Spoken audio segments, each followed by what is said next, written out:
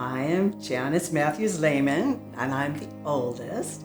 And our mother is Nita Matthews.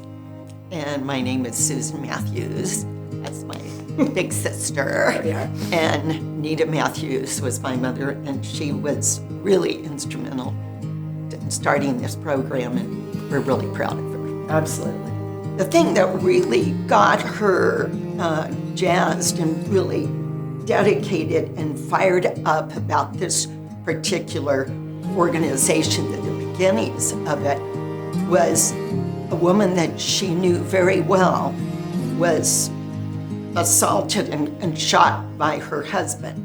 I think that's when she really realized how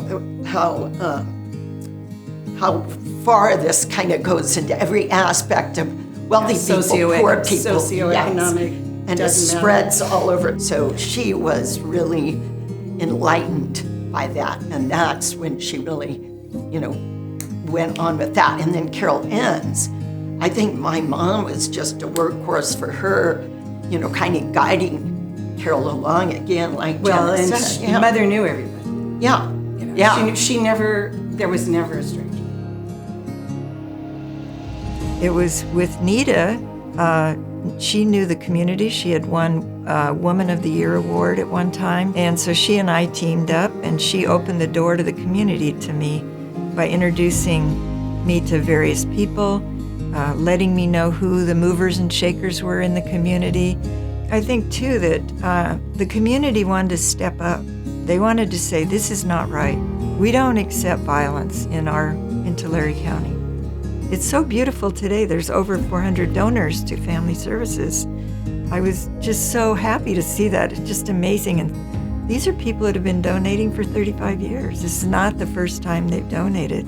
So it's been building over the years to having a rich foundation in this community. We also had a need for a mailbox because I didn't really want to have my home address as the official place to send mail. Paul Heinrichs of Quality Jewelers, still in operation downtown in Visalia. So for the past 35 years, he has paid for a post office box for the shelter. Brings tears to my eyes. Brings tears to my eyes, actually, to think of the commitment and the little things that mean so much. And then the other thing you need is the professional services. You need to have licensed counselors involved. You need to have attorneys involved. So all of these things together make family service. The professionalism and the community base together is what has made it, I think, survive so long. And probably one of the hardest things was to step down. So it was my baby, The success of the organization is that I could go off of the board and walk away, and it would still survive. And I think that's survival was hiring Karen Cooper. What an awesome woman. I mean, humor, brilliant. People just gravitated towards Karen. People that were very conservative that may not have supported some things we were doing supported Karen because Karen could help them see that it wasn't conservative or liberal politics, it was funding and it was providing service to the community, giving people a voice that didn't have a voice. Because some of the things family services deal with, people don't like to talk about. They don't like to talk about sexual assault. They don't like to talk about human trafficking. They don't like to talk about domestic violence, and they don't understand it. It's like, why does she go back? Why does he do that? So Karen was able to put a face to some of that, not that she was a victim, but the idea that these are victims, these are human beings, and this agency can help people reclaim their lives and their voices. So my name is Ashley Kane, and I first came into contact with family services when I was very young. I was a very young child.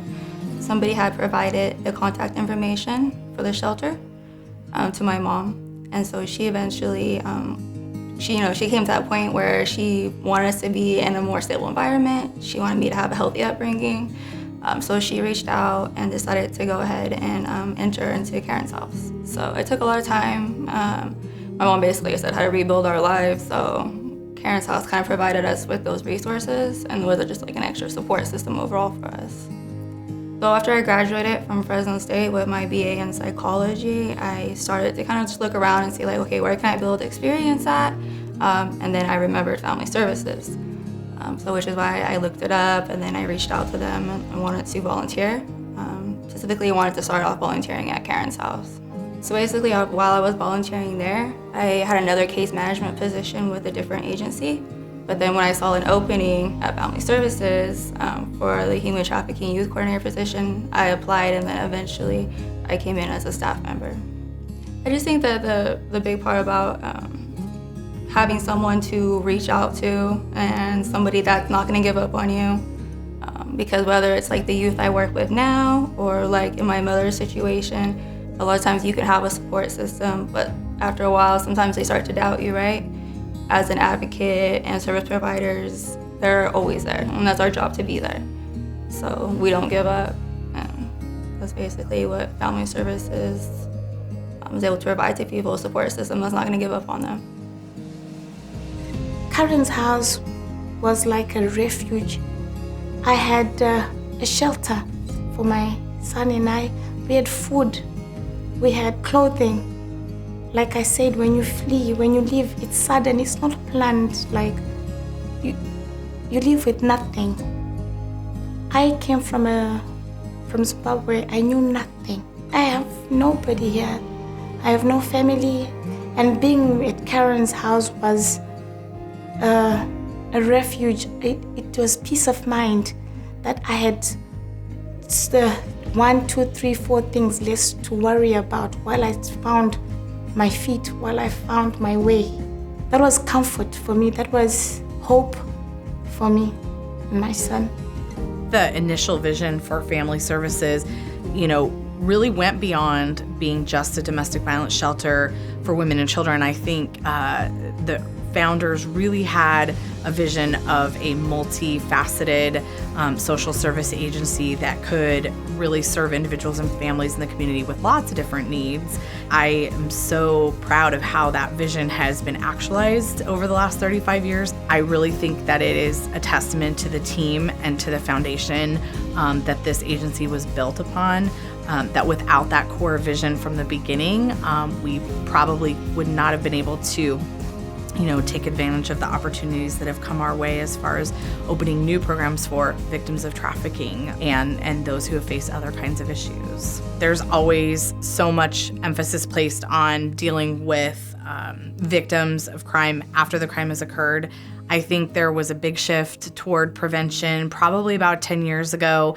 And of course, Family Services was right there to step in to start doing some of that work. That is really when our first prevention clubs were formed at Lindsay High School. So our My Strength for the boys and our My Voice for the girls really were at the forefront 10 years ago, continuing to be so now. We want to prevent someone from experiencing victimization. We want to get there before it happens. We want to have an impact on the social norms, on the culture, on our behaviors, so that we can prevent all of the related problems that people experience as victims. So it made sense that as much effort as we're putting into providing direct services to those folks who have been through domestic violence or sexual violence or abuse, we want to put the same emphasis on trying to shape our culture. And I think that's the core of what Family Services has always been about, is visionary and wanting to help shape a community in a truly healthy, supportive way.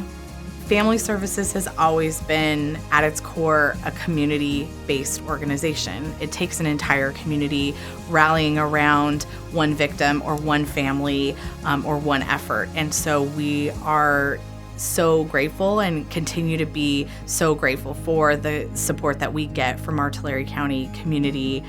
We really could not do this work without everyone behind us.